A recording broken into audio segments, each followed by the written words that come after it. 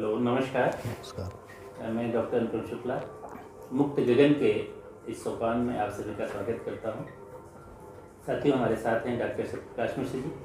आप अवकाश प्राप्त प्रधानाचार्य हैं, आप संस्कृत के प्रकांड विद्वान और साथ ही एक बहुत ही उम्दा कवि हैं, लेखक हैं। भारतीय धर्म और संस्कृति पर आपके अनेकों लेख पत्र पत्रिकाओं में प्रकाशित होते रहते हैं। तो आज इस समय बहुत ही पवित्र समय चल रहा है। भारतीय संस्कृति के लिहाज से देखें तो नवरात्रों का समय चल रहा है। ऐसे में पूरा भारतवर्ष शक्ति की उपासना में लीन है। तो हम सर से जानना चाहेंगे कि भारतीय संस्कृति में इन व्रत और त्योहारों का क्या महत्व है और क्यों ये पूरे भारतवर्ष में बहुत उत्साह के साथ, उमंग के साथ मनाए जाते हैं। इसके पीछे का विज्ञान क्या है, इसके पीछे की सोच क्या है। क्या यह मानव जीवन को उन्नत बनाने में, मानव जीवन को सुखी बनाने में, आनंदित बनाने में, स्वस्थ बनाने में इन पर्व और त्योहारों की कोई विशेष भूमिका है, कोई विशेष इनका महत्व है।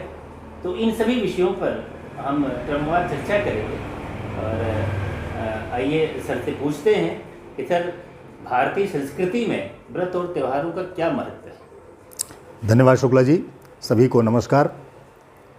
बहुत अच्छा प्रश्न किया आपने। इस समय नवरात्रि के पावन पर्व हर्ष और उल्लास के साथ पूरे देश में मनाए जा रहे हैं। तो सर्वप्रथम आप सभी को, समस्त देशवासियों को और विश्व के समस्त जनमानस को नवरात्रि पर्व की हार्दिक शुभकामनाएं और बधाई। वास्तव में भारत उत्सवों का देश है, व्रत और त्योहारों का देश है। यहाँ हर महीने कोई ना कोई त्यौहार होता है। महीने की बात छोड़ें, हर पक्ष में कोई ना कोई त्यौहार होता है, हर सप्ताह कोई ना कोई त्यौहार होता है। और वास्तव में कोई अतिशयोक्ति नहीं होगी ये कहने में कि यहाँ हर दिन कोई ना कोई उत्सव होता है। बहुत अच्छा, सही बात। ये भारत उत्सव धर्मी है, बस इसी के महत्व को रेखांकित करता है।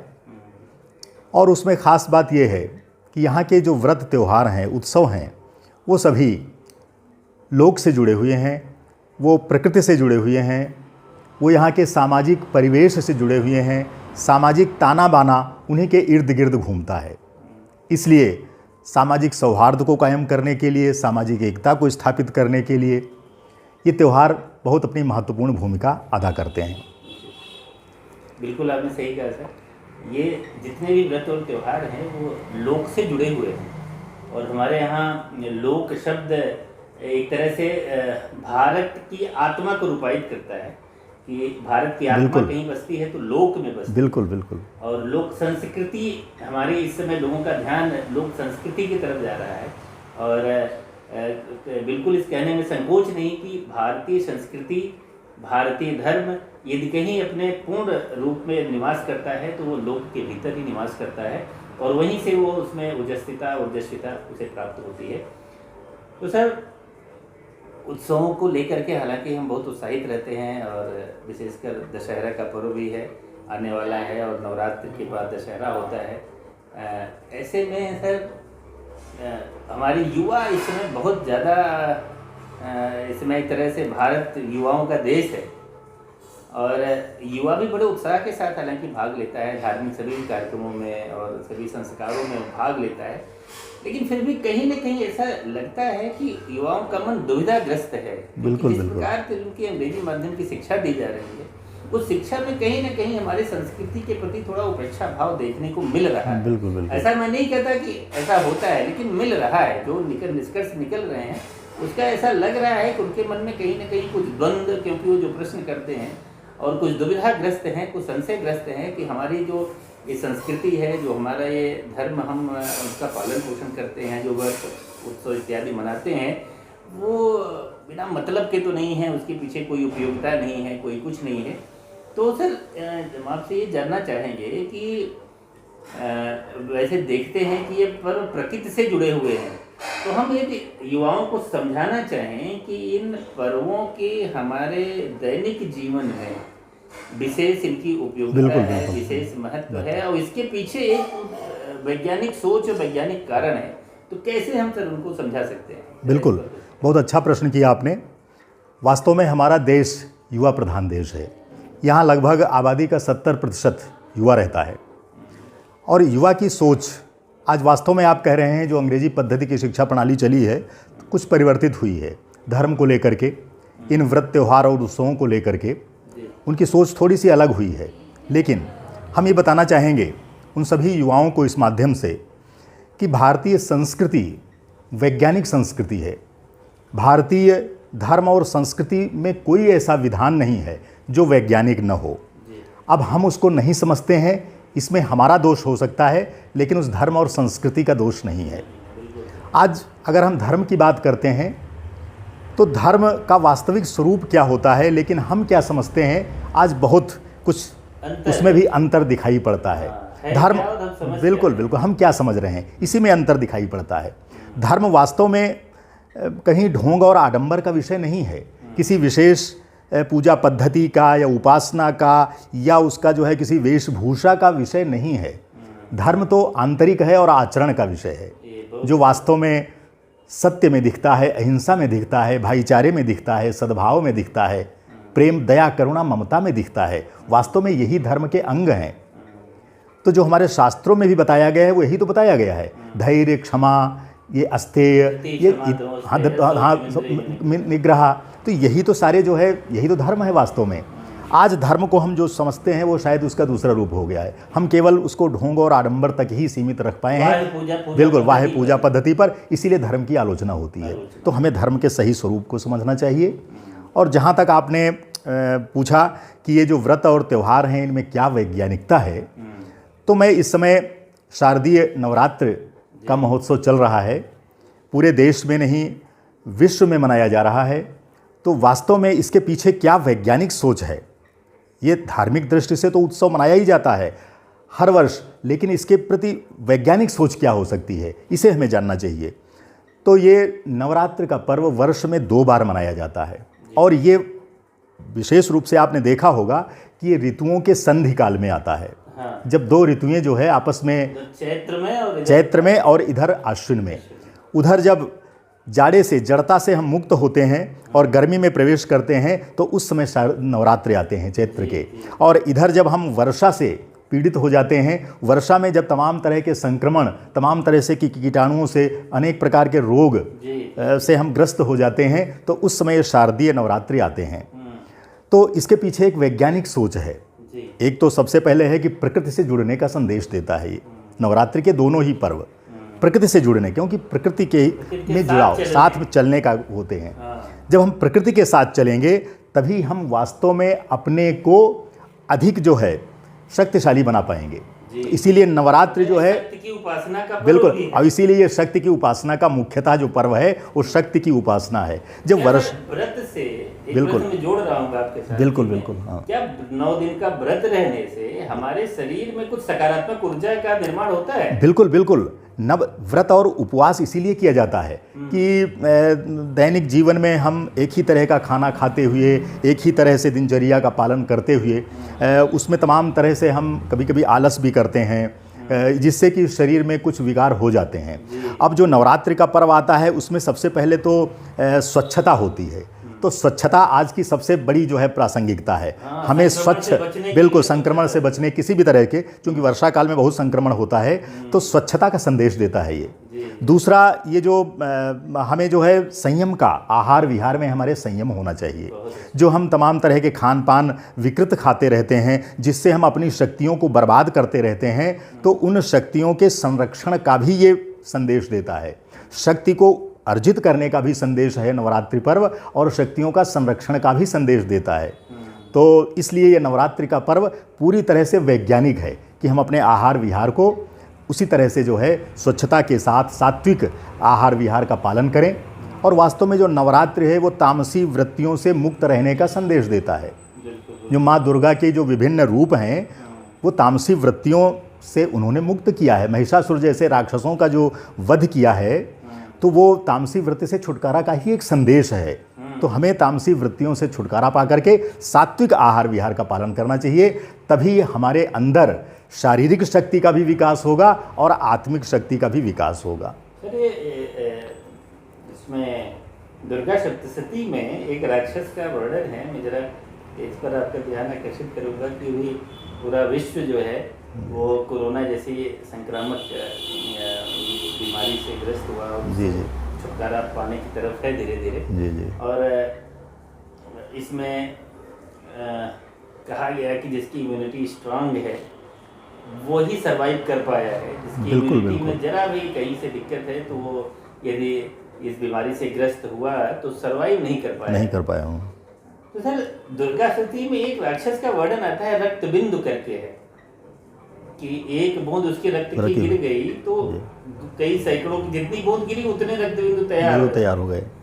और आज भी ये वायरस का भी कुछ इसी तरह का मामला है कि यदि एक भी वायरस गया तो अंदर हजारों वायरस बन जाते हैं। बिल्कुल बिल्कुल। तो क्या ये ऐसा संदेश नहीं है कि ये नौ दुर्गा की जो शक्ति है और इस शक्ति का जो हम व्रत उपासना और साधना के माध्यम से अपने शरीर में धारण करने की कोशिश करते हैं तो ऐसे वायरसों से भी लड़ने का इसमें उपाय बताया गया है? बिल्कुल बिल्कुल सही कहा आपने। उसमें रक्त बीज का वर्णन है, रक्त बिंदु का वर्णन है, और जहाँ जहाँ उसकी बूंद गिरती थी तो वहाँ वहाँ से जो है नया एक राक्षस तैयार हो जाता था। तो ये जो कोरोना वायरस है ये आज की दुनिया का, विश्व का सबसे भयानक जो है वायरस जिससे हम लोग संक्रमित हुए हैं, पूरा विश्व संक्रमित हुआ है। और वो रक्त बीज की तरह ही फैला है। जैसे वो रक्त बीज रक्त बिंदु से फैला उसी तरह से ये कोरोना वायरस भी जो है पूरे विश्व को अपनी चपेट में लिया है। आज भी हम पूरी तरह से इससे मुक्त नहीं हो पाए हैं और कब तक मुक्त होंगे भी कहा नहीं जा सकता है। तो इससे जो नवरात्रि का जो पर्व है ये हमें संदेश देता है कि हमें अगर इन रक्त बीजों से हमें अपने को जो है मुक्त रखना है, बचाना है, तो हमें अपनी इम्यूनिटी पावर, जो कि बहुत चर्चित शब्द हो गया है जिसके बारे में लोग कम जानते थे, आज उस रक्त उस इम्यूनिटी पावर को सभी लोग परिचित उससे हो गए हैं। इसको आत्मिक शक्ति हम अपने रूप में कह सकते हैं। एक हमारे अंदर शारीरिक शक्ति होती है, एक आत्मिक शक्ति होती है। तो शारीरिक शक्ति उतनी महत्वपूर्ण नहीं होती जहाँ पर जितनी महत्वपूर्ण आत्मिक शक्ति होती है। इसलिए इस कोरोना काल में आपने देखा होगा कि जो शारीरिक रूप से बहुत से बलशाली थे लेकिन उनकी आत्मिक शक्ति कमज़ोर थी, वो नहीं बच पाए हैं। बचे वही हैं जिनकी आत्मिक शक्ति मजबूत थी। तो जो नवरात्रि का जो पर्व है ये आत्मिक शक्ति को मजबूती प्रदान करता है। अब आप देखिए नवरात्रि का विधान कितना वैज्ञानिक है। यहाँ पर घट स्थापन होता है, यहाँ पर जो है जौ बोया जाता है, इसका विधान है। अब इसकी वैज्ञानिकता देखिए कितना वैज्ञानिक है। ये घट जो है वो शरीर का प्रतीक है। जो घट हम उसमें स्थापित करते हैं पूजा में और जौ बोते हैं तो घट जो है हमारे शरीर का, घट का दूसरा नाम एक शरीर भी है। तो हमारा शरीर जो है वो घट का ही प्रतीक है। और घट में हम क्या जल भरते हैं, तो ये इस घट में भी जो अधिकांश भाग है वो जल का ही है। और फिर उस जल में हम उसमें पत्र, पुष्प, सुगंधित द्रव्य डालते हैं, उसमें पवित्र करते हैं उसको, सभी डालते हैं उसमें, धान्य डालते हैं। तो इस शरीर में भी उसी तरह से हमें पर्यावरण से, प्रकृति से जुड़ना चाहिए। और इसमें भी जो है हमें अच्छा धान्य जो है वो इसके अंदर डालना चाहिए। वास्तव में जो हमारा आहार है वो भी यज्ञ स्वरूप होता है। इसलिए इसमें भी जो आहुति डालें हम वो सात्विक आहुति डालें, शुद्ध आहुति डालें, ताकि हमारी शारीरिक शक्ति के साथ आत्मिक शक्ति भी मजबूत हो। ये नवरात्रि पर्व हमें संदेश देता है। और जहाँ पर जौ बोने की बात हमने जो बताई कि जौ बोने का प्रावधान है, इसमें कितना वैज्ञानिक है। जौ बोने का मतलब है कि हमारा देश जो है कृषि प्रधान देश है। तो यहाँ पर तो सभी जो है 75% किसान हैं, और जो नहीं भी किसान हैं वो भी किसान से जुड़े हुए हैं। और किसान को इसलिए विश्वम्भर भी कहा जाता है। तो जौ बोने का मतलब है कि हम जो है यहाँ पर हरा भरा अपना वातावरण रखें, यहाँ पर धन धान्य से परिपूर्ण हो हमारी धरित्री, हमारा देश। और जौ बोना एक और संदेश देता है, जो बोओगे वही काटोगे। जौ बोने का तात्पर्य है जो बोओगे वही काटोगे। इससे हमें सत्कर्म पर चलने का भी एक मार्गदर्शन मिलता है कि जैसे जो है आप जो काम करेंगे फल उसका वैसा ही मिलेगा। इसलिए हमें अच्छे काम करने की भी प्रेरणा मिलती है। हाँ सर। ये अभी जो कोरोना संक्रमण काल बीता है, जो महामारी से गुजरे हैं, इसमें अक्सर भी आप देख ही रहे हैं आप सर कि विश्व में बीमारियों की संख्या बहुत बड़ी है और ऐसी घातक बीमारियां आई हैं जिससे प्राण मतलब कि संकट में ही है। और सबसे ज़्यादा बीमारों की संख्या ये 21वीं सदी में होने जा रही है। और कहा जा रहा है कि जो हमारे एक तो जीवन शैली में जो परिवर्तन आया है और खान पान की शैली में जो परिवर्तन आया है, इसका बहुत बड़ा कारण इन बीमारियों को माना जा रहा है। और कहीं न कहीं हमारे अंदर जो इम्यूनिटी है उसका संबंध सीधे सीधे खान पान से होता बिल्कुल है। बिल्कुल। तो ये नवरात्र पर्व आपने बिल्कुल सही कहा कि खान पान को सात्विक रखने के लिए यदि हम सात्विक पदार्थों का सेवन करते हैं और सात्विक भाव से सेवन करते हैं तो उनकी शक्तियाँ हमारे शरीर में आती हैं और पोषण हमें प्रदान करती हैं। बिल्कुल। तो बहुत अच्छी आपने बात की सर, वैज्ञानिक ढंग से इसका जो निरूपण किया है ये मुझे लगता है कि हमारे दर्शकों को वास्तव में ये अच्छा लगेगा। और एक सर कुछ प्रश्न इसमें से आते हैं कि नवरात्र व्रत का विधान कैसे है, आपने उसमें समझा ही दिया कि नवरात्र व्रत क्या होता है। और एक बात मैं और कहना चाहूँगा, जो आपने अभी कहा था वैज्ञानिकता, मुझे ज़रूर कहना चाहिए जी कि हमारा आहार विहार सात्विक होना चाहिए, तभी हमारी इम्यूनिटी पावर बढ़ेगी, आत्मिक शक्ति बढ़ेगी। दूसरा जो नवरात्रि पर्व है ये और एक वैज्ञानिक संदेश देता है। नवरात्रि का मतलब है नवरात्रियाँ, और ये जो नवरात्रियाँ हैं ये हमारे शरीर के नव द्वारों का प्रतीक हैं। हमारे शरीर में अगर आप देखेंगे तो नव द्वार हैं, इसमें 9 वो इंद्रियां ही हैं, 9 संख्या में बहुत महत्व है नवरात्रि, और ये नव द्वार हैं। तो नव द्वार हैं, इन पर जो है हमें संयम रखना चाहिए। ये जो नवरात्रि पर्व है वो नव द्वारों पर संयम रखने का संदेश देता है कि ये जो नासिका है इससे हम अच्छी घ्राण शक्ति लें, सुगंध लें, कर्ण जो हमारे हैं कर्ण कुहर, इनसे जो है अच्छा सुने, जो आँख हैं इनसे हम अच्छा देखें। इसी तरह से हमारी जितनी भी इंद्रियां हैं इन पर हम संयम बरतें, इनको अच्छे मार्ग पर लेके चलें। ये नवरात्रि का एक बहुत बड़ा संदेश है। गीता में भी बहुत सुंदर कहा गया इसी बात को, नवद्वारे पूरे देही नैव कुर्वन् न कार्यन। उसमें बताया गया है कि जो हमारा जो शरीर है वो नव द्वारों से युक्त है, और इस नव द्वारों पर हमें अपना नियंत्रण करना चाहिए। हम कोई भी काम करें वो निष्काम भाव से करें और नव द्वारों पर संयम बरतते हुए करें, जिससे कि हम वास्तव में सुखी जीवन और आनंदपूर्ण जीवन जी सकते हैं। तो एक ये भी संदेश आता है कि हमें नव द्वारों पर विजय प्राप्त करनी चाहिए। और नवरात्रि के बाद एक और वैज्ञानिक संदेश ये है कि ठीक नवरात्रि के बाद विजयदशमी का पर्व आता है। और ये कितना सुंदर वैज्ञानिक हमारी भारतीय संस्कृति में विधान किया गया है, जब हम नव द्वारों पर विजय प्राप्त कर लेंगे तभी वास्तव में हमारे जीवन में विजयदशमी पर्व आएगा, तब हम वास्तव में विजयी होंगे। यानी कुल मिला के हैं कि हम अपने 9 जो द्वार हैं जिससे हमारे शरीर को पोषण और शक्ति मिलती है उसको शुद्ध कर लेंगे और उस पर हम विजय प्राप्त कर लेंगे, तो अपने हम एक तरह से जीवन को संतुलित करेंगे और हम जीवन के विभिन्न विषम परिस्थितियों में विजय प्राप्त करेंगे। वो केवल जो है रावण पर 9 द्वार हैं और हमारे पास 10 शत्रु हैं। 10 शत्रु हैं, हाँ बिल्कुल, दशानन कहते हैं।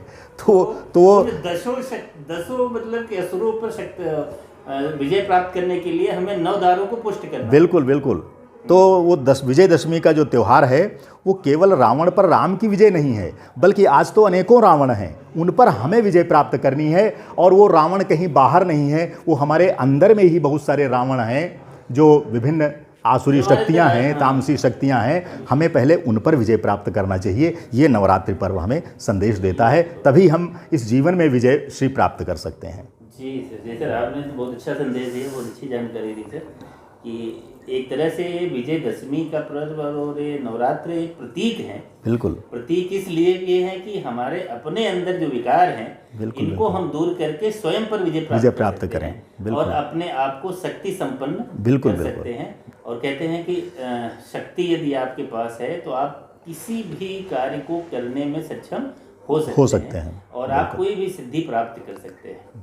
तो साधना बहुत लोग करते हैं सर ऐसे पर्वों पर, और साधना का विधान क्या है? साधना क्यों की जाती है? क्या उसका साधना का विधान यही है कि नवरात्रि की साधना, नवरात्रि की उपासना एक लक्ष्य लेकर के हम चलें। उसको जो है सिद्ध करने के लिए हमारा जो भी शरीर से, आत्मिक रूप से, मन मनसा वाचा कर्मणा, हम उस साधना को सफल बनाएं। और जब हम मनसा वाचा कर्मणा किसी उद्देश्य को लेकर के जब हम चलेंगे तो निश्चित रूप से सफल होंगे। कभी कभी क्या होता है कि हम मन से सोचते हैं फिर उसको कर्म में परिणत नहीं कर पाते हैं, तो इसलिए मनसा वाणी से कहते हैं उसको कर्म में परिवर्तित नहीं कर पाते हैं। तो मनसा वाचा कर्मणा हमको किसी भी सिद्धि के लिए प्रयास करने पड़ेंगे, तभी होगा। तो हमें ज़रूर हम सफल होंगे।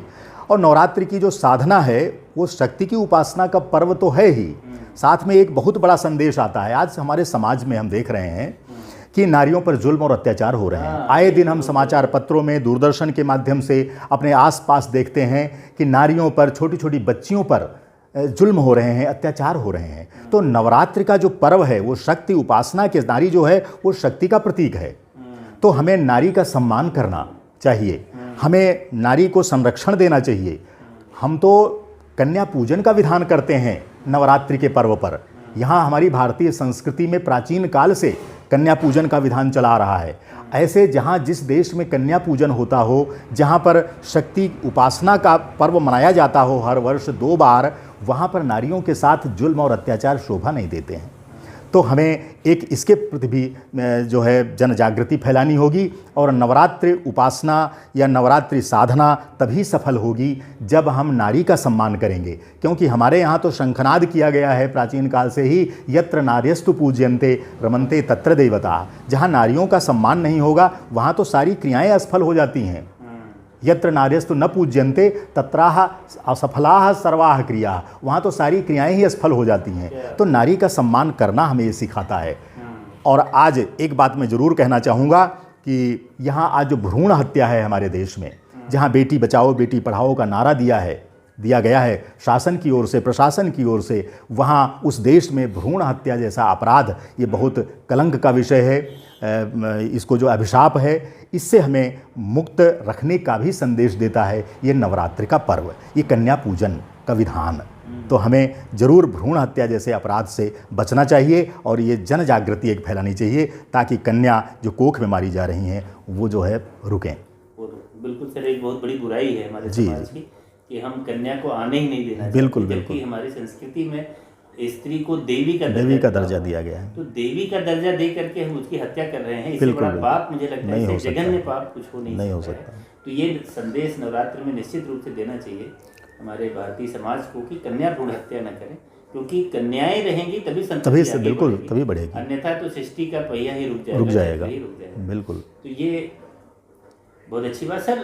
विशेषकर मैं युवाओं पर फोकस करूंगा। बिल्कुल। आज का युवा ज़्यादा तर्कशील और वैज्ञानिक सोच का है, तो उसके अंदर अपनी संस्कृति के प्रति आस्था रखना एक महत्वपूर्ण विषय हो गया, मुद्दा हो गया है कि कैसे उसके अंदर आस्था उत्पन्न की जाए। बिल्कुल। कि वो अपने जड़ों से जुड़े और अपनी जड़ों में मान लीजिए कि कोई उसमें कमी आ गई है, क्योंकि कमियां कालांतर में समय के साथ कुछ न कुछ दोष और आते रहते हैं, जाती हैं। तो कैसे जुड़ करके अपनी समझ बढ़ाए और उस समझ के साथ वो और अधिक इसको मतलब कि श्रेष्ठ रूप में इसको सामने ले आए। बिल्कुल। क्या उसके लिए करना चाहिए? आपने सही कहा कि युवाओं को आज प्रेरणा देने की, संदेश देने की आवश्यकता है, जो धर्म और संस्कृति के प्रति जुड़ें। जो वास्तव में अपनी धर्म और संस्कृति से कट जाता है वो वास्तव में देश समाज सबसे कट जाता है। वो दुनिया में फिर वो जो है फिर उसका स्थान कहीं नहीं रहता। वो घड़ी के पेंडुलम जैसा हिलता रहता है लेकिन वो चलता एक कदम नहीं है। तो अगर हमें चलना है तो हमें अपने धर्म और संस्कृति के साथ चलना होगा। और धर्म और संस्कृति के साथ चलने के लिए हमें धर्म और संस्कृति के सही रूप को समझना होगा। आज वास्तव में जैसा आपने कहा कि धर्म और संस्कृति को लेकर बहुत सारे जो है भ्रम और भ्रांतियां भी हैं। उन भ्रांतियों को मुक्त करने की, भ्रांतियों को समझाने की आवश्यकता है। इसके लिए हमें प्रबुद्ध वर्ग को सामने आना होगा और उन्हें एक ऐसा मार्गदर्शन देना होगा युवाओं को ताकि वो धर्म और संस्कृति से जुड़ें। जैसा कि हमने बताया, हमारी भारतीय संस्कृति का कोई भी विधान ऐसा नहीं है जो वैज्ञानिक न हो, जो वैज्ञानिकता की कसौटी पर खरा न उतरता हो। सभी कसौटी पर खरे उतरते हैं। कमी है तो हम में है, क्योंकि हमने उसको सही रूप से समझा नहीं है। तो हमें समझने की आवश्यकता है और इसके लिए हमें विद्वज्जनों को, प्रबुद्ध जनों को आगे आना चाहिए। बड़े बड़े जो उपदेशक हैं या विचारक हैं, चिंतक हैं, उन्हें जो है चिंतन करके और एक धर्म के स्वरूप को, अपने संस्कृति के स्वरूप को आगे जो है सही रूप में प्रस्तुत करना होगा, तभी हो पाएगा। तो इसकी आवश्यकता है। और जहाँ तक युवाओं की बात कही, आज युवा वर्ग के लिए मैं ज़रूर इस नवरात्रि के पावन पर्व पर कहना चाहूँगा कि आज युवाओं में एक दुर्व्यसनों की लत बहुत ही भयंकर रूप में आगे बढ़ रही है। हम विद्यालयों में देखते हैं जो छोटे छोटे बच्चे हैं उनमें नशे की प्रवृत्ति घर कर गई है और वो उससे जो है ग्रस्त हो रहे हैं। तो आज ये नवरात्रि का जो पर्व है ये संदेश देता है कि हमें इन तामसी प्रवृत्तियों से, नशे इत्यादि से दूर रहना चाहिए और हमें, क्योंकि ये हमारे तन मन को सबको विकृत कर देते हैं। तो अगर हमें अपने शरीर को सुरक्षित रखना है, कोरोना जैसी महामारियों से अगर बचना है, तो हमें इन सभी दुर्व्यसनों से मुक्त रहना पड़ेगा, दूर रहना पड़ेगा। तभी ये नवरात्रि का पर्व भी सफल हो पाएगा, तभी वो साधना भी, उपासना भी सफल हो पाएगी, तभी हम अपने शारीरिक बल को भी बढ़ा पाएंगे और हम अपनी आत्मिक शक्ति को भी बढ़ा पाएंगे, तभी हम रोगों से बच पाएंगे। जी, कि कुल मिलाकर के ये है कि युवाओं को के पास तक विषय का सही ज्ञान पहुंचना चाहिए। विषय तभी उनको बोध हो पाएगा कि हमारे इन जो सांस्कृतिक उपादान हैं वो उनके अंदर वास्तव में कितनी सच्चाई है, कितने वैज्ञानिक हैं। जब लेकिन वो खुद भी थोड़ा सा, मुझे लगता है कि उनको प्रयास करके पढ़ना चाहिए, क्योंकि बहुत सारी किताबों में सब कुछ ज्ञान रखा हुआ है। वो ज्ञान तब तक नहीं शरीर में आएगा, दिमाग में आएगा, जब तक हम तक नहीं पढ़ेंगे नहीं। लेकिन आपने सही कहा कि विद्वतजनों का भी ये प्रयास होना चाहिए कि हमें सही रूप को सामने रखें, उसके सही स्वरूप को सामने रखें, जिससे कि उनका बोध बढ़े। ये बहुत अच्छी बात आपने कही।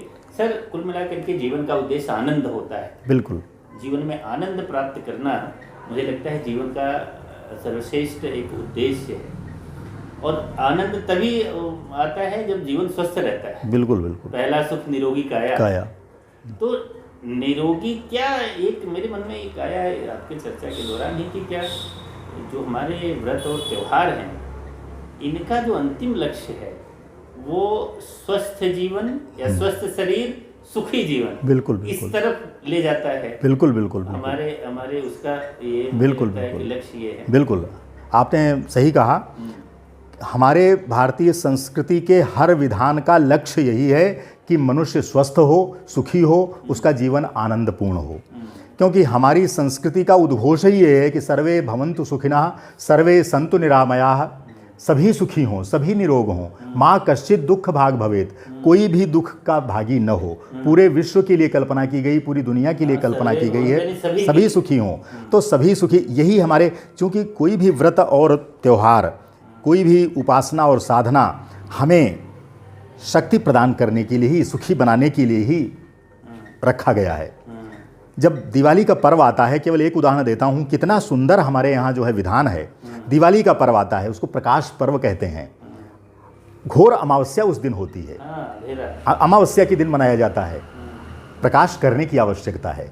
वो केवल दिवाली के दिन प्रकाश नहीं करना है, केवल उस जो सूर्य का अंधकार, सूर्य के छिप जाने से जो अंधकार आया है, चंद्रमा के छिप जाने से जो अंधकार आया है, केवल उसको दूर करने के लिए प्रकाश जलाने की आवश्यकता नहीं है, बल्कि हमारे अंदर जो अज्ञान का अंधकार है। आज समाज में बहुत सारी बुराइयां हैं, चाहे वो अशिक्षा की हो, चाहे अंधविश्वास की हो, चाहे तमाम तरह के ढोंग आडंबर की हो, चाहे तमाम तरह से जो है और अन्य विकृतियां हैं, बुराइयां हैं, जैसे हमने भ्रूण हत्या बताया, सामाजिक अपराध बताए।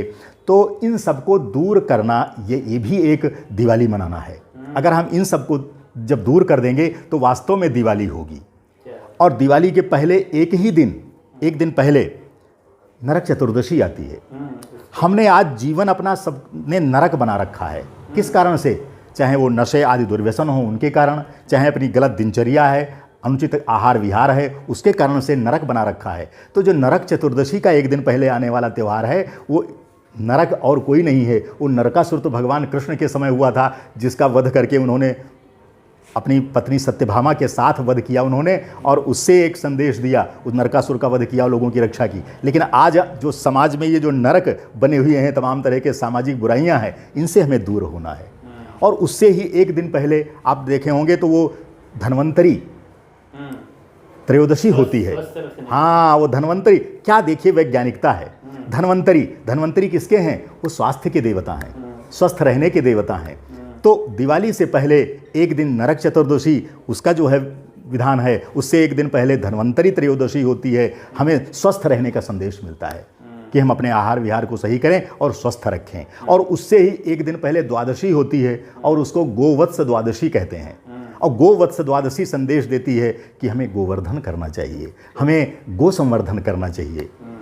गाय में जो तमाम तरह के देवताओं को का निवास बताया गया है, तो वास्तव में गो संवर्धन करने से बहुत सारे जो है, जहाँ पर गायें बंधती हैं वहाँ पर तो वैसे ही संक्रमण नहीं होता है, वहाँ पर तमाम तरह के कीटाणु जो है मर जाते हैं। तो गो संवर्धन करने का भी संदेश मिलता है उससे जी। तो इस तरह से हमारे यहाँ जो भी एक एक पर्व, एक एक उत्सव, एक एक त्यौहार हमें ऐसा संदेश देता है, बस संदेश लेने की आवश्यकता है, उसको आगे लाने की आवश्यकता है।